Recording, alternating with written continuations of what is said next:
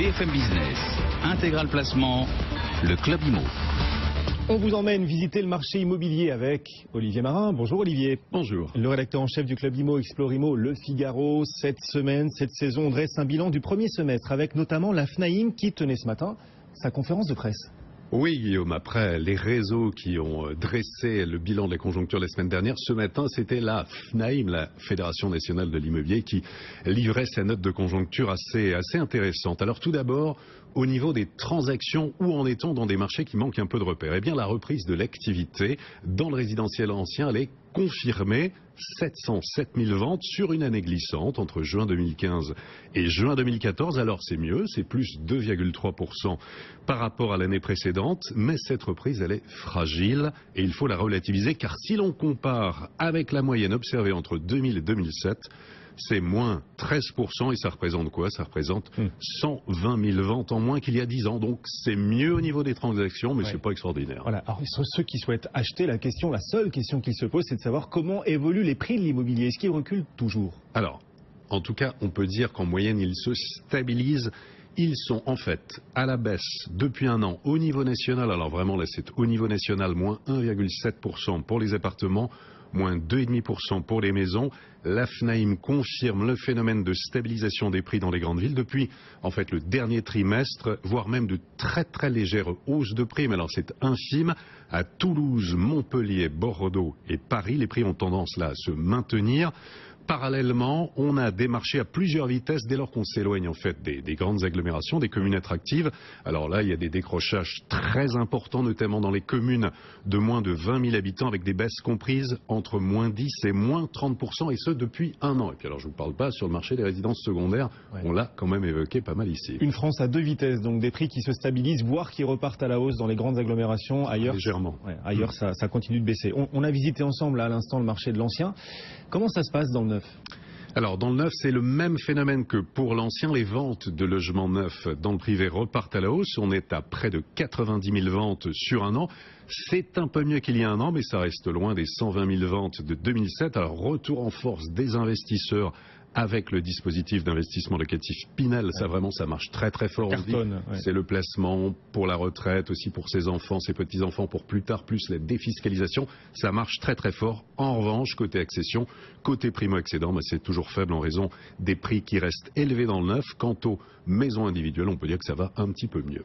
On manque de logements en France, toujours cette pénurie de logements pour ceux qui souhaitent acheter ou même louer. Le nerf de la guerre, c'est donc la construction. Est-ce que la construction de logements repart? Non, puis on sait que c'est vital pour l'emploi, pour le bâtiment.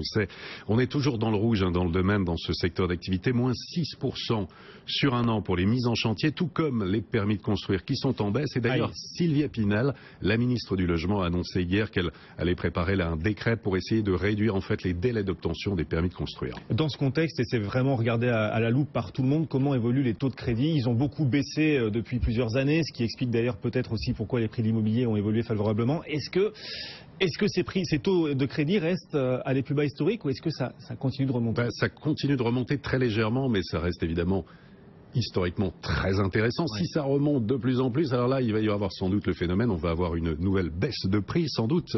S'il remonte de façon trop importante, on aura des acquéreurs potentiels en moins, on pourrait de nouveau assister à une baisse des prix plus prononcée. Depuis un an, il faut rappeler, donc on a connu des conditions d'emprunt exceptionnelles, mouvement de baisse qui s'est interrompu là depuis la fin du mois de mai. Une trentaine de banques nationales ou régionales ont augmenté leur taux de crédit, alors de 0,05 à 0,40 points selon les établissements. Les taux aujourd'hui, à l'instant T, en tout cas, ils restent pour l'instant à des niveaux très bas. Taux fixe moyen sur 10 ans, 1,70%. Taux fixe moyen sur 15 ans, on était à 2,19. Taux fixe moyen sur 20 ans, 2,41. On était à 3,45 en 2011. Et taux fixe moyen sur 25 ans, 2,85%. Là, Guillaume, ce sont évidemment pour les bons dossiers. Les meilleurs profils peuvent obtenir encore mieux. Des taux qui restent extrêmement attractifs, donc même s'ils repartent très légèrement à la hausse. On a beaucoup parlé des acquéreurs, ceux qui souhaitent acheter un bien immobilier.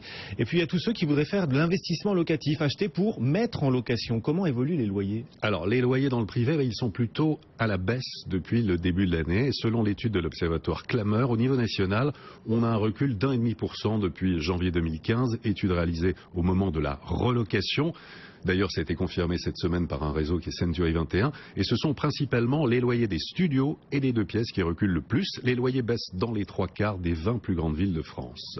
Ouais, sachant que dans quelques jours, le plafond des loyers va entrer en vigueur à Paris. À Paris, encadrement des loyers à partir du 1er août, à suivre de près, comme le nouveau bail qui va entrer en vigueur également le 1er août. On passe, Olivier, à l'immobilier de prestige avec votre invité cette semaine au Club Imo, le président de Barnes. Oui, Thibaut de Saint-Vincent, président de Barnes. Alors lui, il se félicite, très content de la reprise de l'activité dans l'immobilier haut de gamme, soutenu par des prix en baisse, des investisseurs motivés, des acquéreurs étrangers fortunés. Comment expliquer le retour des acquéreurs étrangers sur le marché du prestige, notamment à Paris? Question posée à Thibaut de Saint-Vincent. On écoute sa réponse. On a des prix à Londres qui sont 3 fois plus élevés qu'à Paris. On a des prix à New York qui sont pratiquement 80% plus chers aujourd'hui qu'à Paris. Donc ils viennent, on va dire, faire leurs courses à bas prix à Paris, capitale qui, compte tenu de tout le contexte économique et politique, n'a pas évolué à la hausse depuis maintenant 3-4 ans.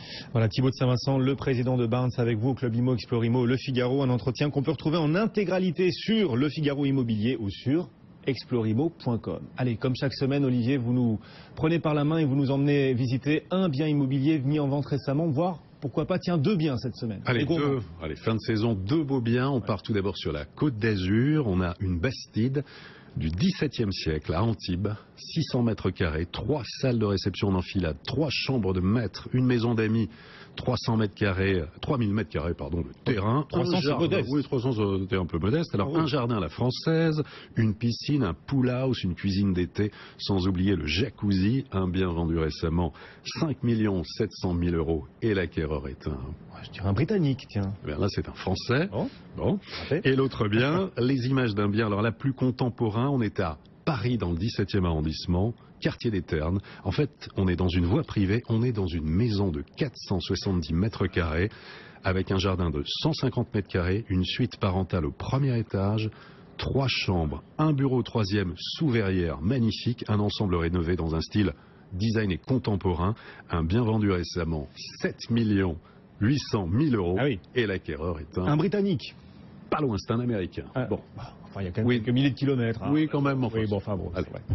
La Grande-Bretagne est-elle américaine ou européenne? Olivier Marin, c'est chaque semaine sur le Club Imo, Explore Imo, Le Figaro avec nous sur BFM Business. Merci Olivier.